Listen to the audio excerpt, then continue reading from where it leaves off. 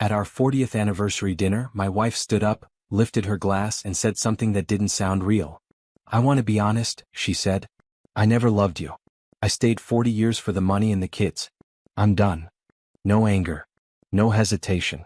Just truth delivered like a speech she had practiced. Our children froze.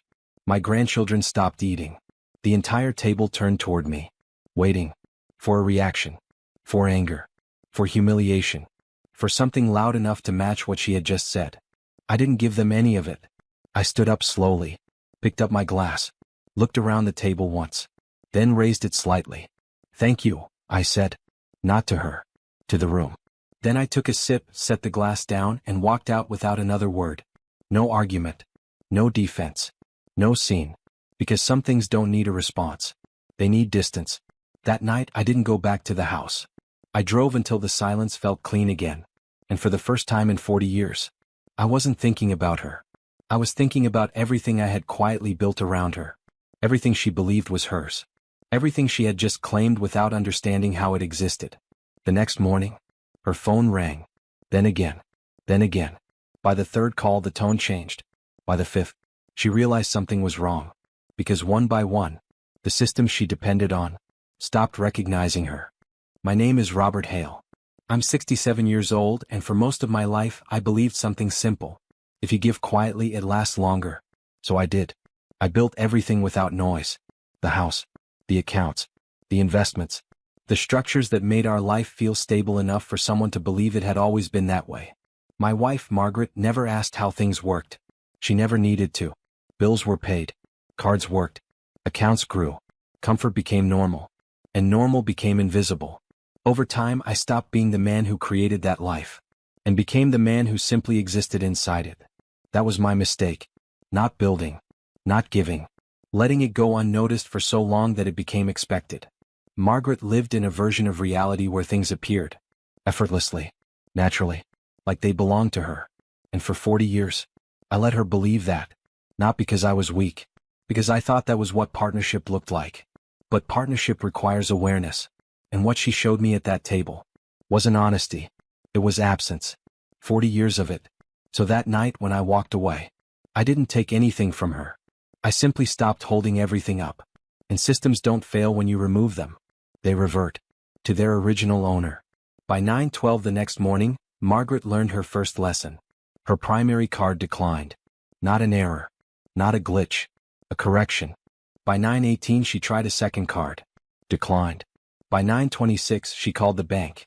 And for the first time in decades, she had to answer questions. Security questions. Authorization checks. Ownership verification. Things I had always handled quietly before she ever needed to notice they existed. I wasn't there to answer them anymore. At 9:41 my phone rang. Margaret. I let it ring. Not out of anger. Out of clarity. Because if I answered too early, it would turn into explanation. And explanation would turn into negotiation. This wasn't either of those. At 10:03 a message came through. "Robert, something is wrong with the accounts. Call me." I didn't.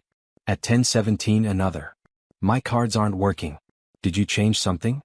At 10:29. "Robert, this isn't funny." That one almost made me smile. Not because it was amusing. Because it was familiar. The assumption that anything uncomfortable must be temporary. Must be reversible. Must be something I would fix. By noon the messages stopped sounding irritated. They started sounding uncertain. That was the shift. Because uncertainty forces awareness. And awareness is where truth begins. At 12:42 my son called. I answered. Not because I needed to. Because I knew what he was about to say. "Dad," he began carefully, "what's going on with Mom?" I looked out the window. Then answered him with something simple. "She told the truth last night," I said. Pause. "So today," I continued, "I did the same." "Dad, what does that mean?" my son asked. I could hear the tension in his voice. Not anger. Concern. Confusion. "It means," I said calmly, "your mother spent 40 years believing everything around her existed without consequence."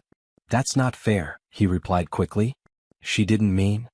"She meant exactly what she said," I interrupted. Silence.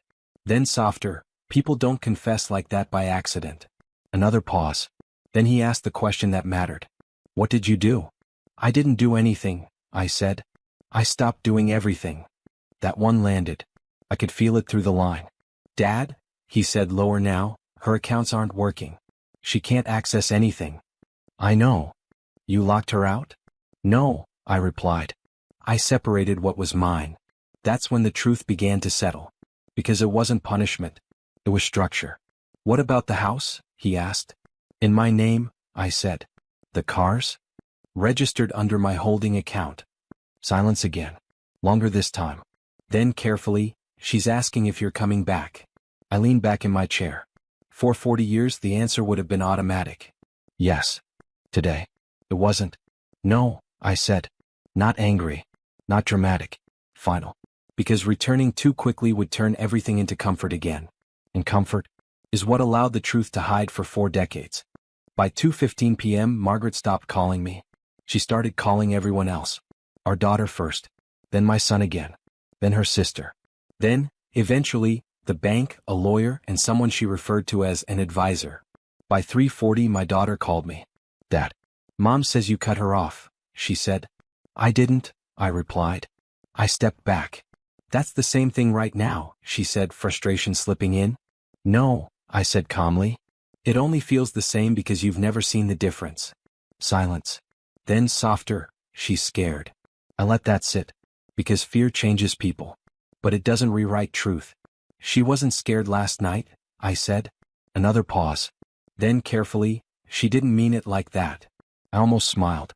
That's not how meaning works, I replied. You don't get to choose how truth lands once you say it out loud. At 5:12 p.m., Margaret finally left me a voicemail.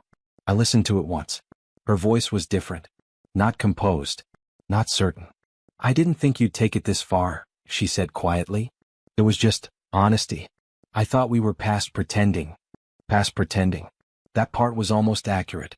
Because for 40 years, I had been pretending she understood what we had built. She didn't. And now, she was meeting reality without the version of me that made it feel effortless. I didn't call her back. Because this wasn't about punishment. It was about recognition. And recognition can't be rushed. By the second day the silence changed. It wasn't pressure anymore. It was effort. Margaret stopped calling in bursts. She started leaving messages. Short ones. Clear ones. No accusations. No demands. I spoke to the bank. I understand how the accounts are structured now. I didn't realize. That sentence appeared more than once. I read every message. Didn't respond. Because this part mattered more than anything I could say. Understanding. Not reaction.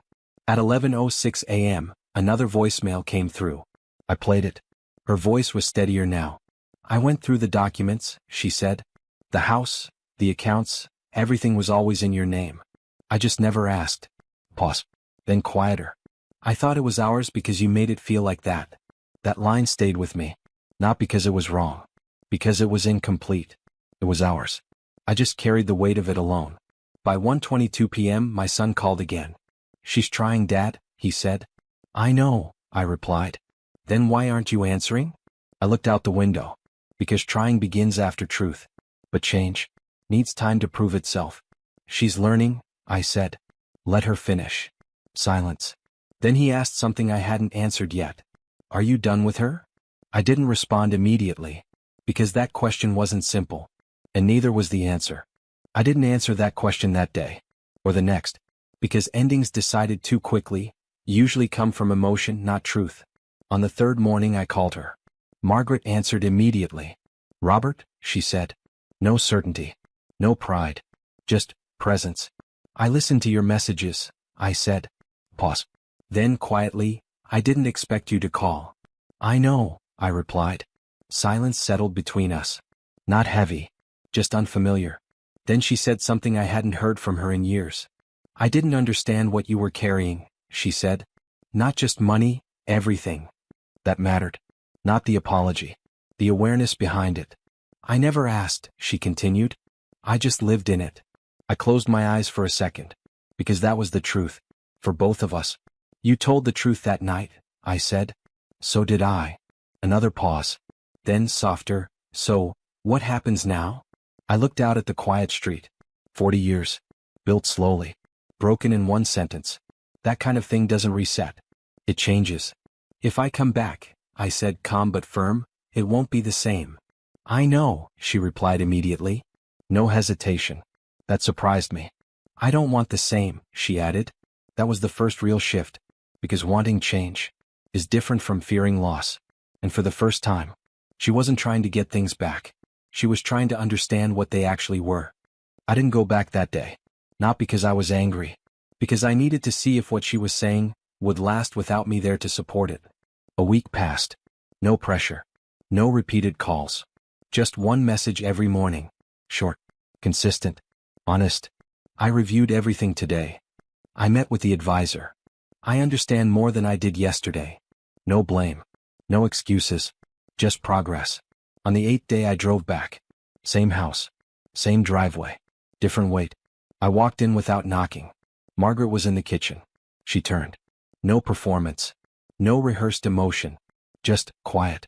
You're back, she said. I nodded. I am. Pause. Then she stepped closer. Not to fix anything. Not to hold me. Just to stand there. I was wrong, she said. Not louder. Not stronger. Just clear. I looked around the house. Everything still stood. But now, it wasn't invisible anymore. That's not the problem, I said. She frowned slightly. What is? I met her eyes.